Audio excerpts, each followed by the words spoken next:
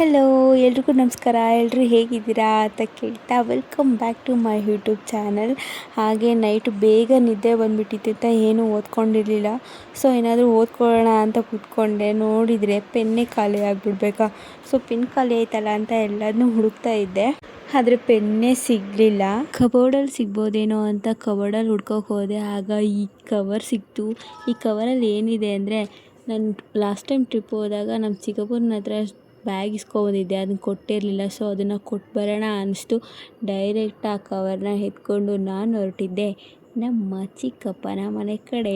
ಮನೆಗೆ ಹೋಗ್ಬಿಟ್ಟು ನಾನು ಫಸ್ಟ್ ನೋಡಿದ್ದೆ ನಮ್ಮ ಚಿಕ್ಕಪ್ಪನ ಮಗ. ಅವನಂತೂ ನನ್ನ ನೋಡ್ಬಿಟ್ಟು ತುಂಬ ಖುಷಿಯಾದ. ಹಾಗೆ ಏನು ಹೇಳ್ದೆ ಅಂತ ನೋಡಿ.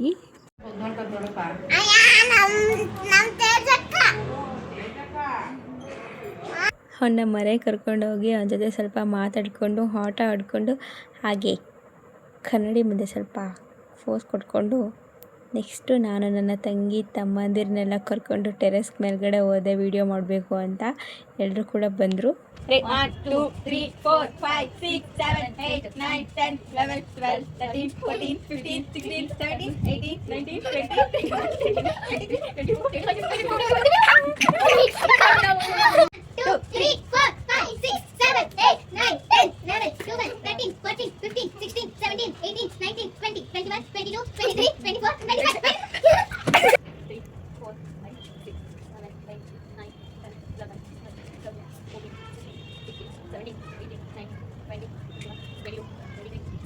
25 ಇನ್ನೊಂದು ಗೇಮ್ ಆಡೋಣ ಅಂತ ಎಲ್ಲರೂ ಒಟ್ಟಿಗೆ ಕೂತ್ವಿ. ಆದರೆ ಗೇಮ್ ಆಡೋಕ್ಕೆ ಆಗಲಿಲ್ಲ.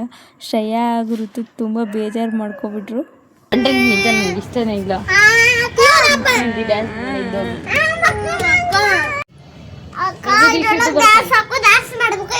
ಎಲ್ಲ ಮಾಮೂಲು. ಕಂಟ್ರೋಲ್. ಕೊನೆಗೆ ಬೇಜಾರು ಯಾಕೆ ಇನ್ನೊಂದು ಗೇಮ್ ಆಡೋಣ ಅಂತ ಗೇಮ್ ಆಡಕ್ಕೆ ಬಂದ್ವಿ.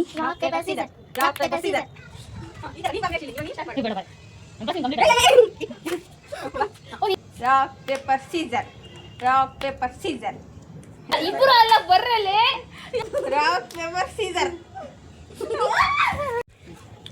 Rock paper scissors. Rock paper scissors. Rock paper scissors. Rock paper scissors. ನೀನು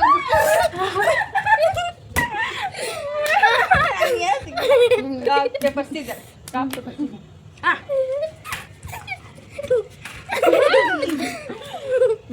ರಾಕ್ ಪೇಪರ್ ಸೀಸರ್. ಇಷ್ಟೆಲ್ಲ ಆಗೋಷ್ಟರಲ್ಲಿ ನೈಟ್ ಆಗಿಬಿಟ್ಟು ನನ್ನ ತಮ್ಮ ನಮ್ಮ ಚಿಕ್ಕಮ್ಮ ಎಲ್ಲರೂ ಕೆಲಸದಿಂದ ಬಂದಿದ್ದರು. ನಮ್ಮ ಅಣ್ಣನೂ ಕೂಡ ಬಂದಿದ್ದ. ಅವನ ತಲೆಗೆ ಸ್ವಲ್ಪ ಎಣ್ಣೆ ಹಾಕ್ಕೊಟ್ಟು ಚೆನ್ನಾಗಿ ಮಸಾಜ್ ಮಾಡಿದೆ. ಹಾಗೆ ಸಬ್ಸ್ಕ್ರೈಬ್ ಮಾಡ್ಕೊಳ್ಳೋ ಅಂದರೆ ಏನು ಮಾಡ್ದೆ ನೋಡಿ.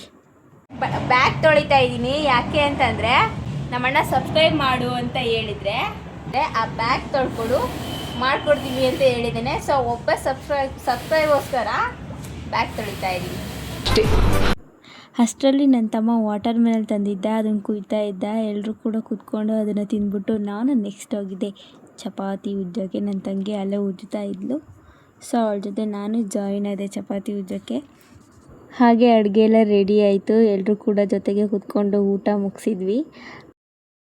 ಊಟ ಮುಗಿಸ್ಕೊಂಡು ಕೆಳಗಡೆ ಬಂದ್ವಿ.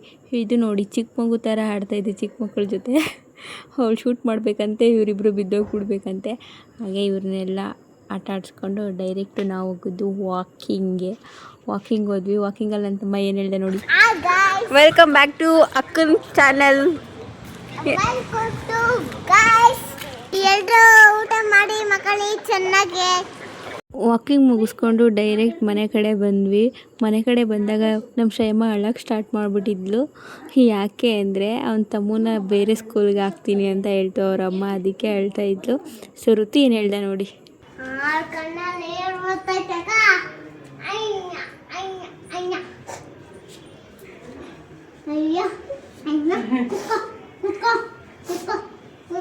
ಈ ವಿಡಿಯೋ ಬಂದುಬಿಟ್ಟು ನೆಕ್ಸ್ಟ್ ಡೇದಾಗಿರುತ್ತೆ. ಅವರಿಬ್ಬರು ಕೂಡ ಎದ್ಬಿಟ್ಟು ಸ್ಕೂಲ್ಗೆ ರೆಡಿಯಾಗಿ ಸ್ಕೂಲ್ಗೆ ಹೊರಟರು. ನಾನೇ ಅವರಿಬ್ಬರನ್ನೂ ಸ್ಕೂಲ್ ಗಂಟೆ ಕರ್ಕೊಂಡೋಗಿ ಬಿಟ್ಟು ಬಂದೆ. ಸಮ್ಮರ್ ಹಾಲಿಡೇಸ್ನ ಎಂಜಾಯ್ ಮಾಡಿ. ಓಕೆ ಬಾಯ್ ಬಾಯ್.